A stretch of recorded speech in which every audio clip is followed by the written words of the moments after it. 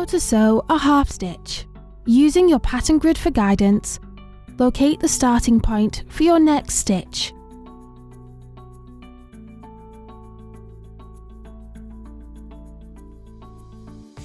Bring your threaded needle up from the reverse of the Ada, then across and down through the hole that's diagonally opposite of the block.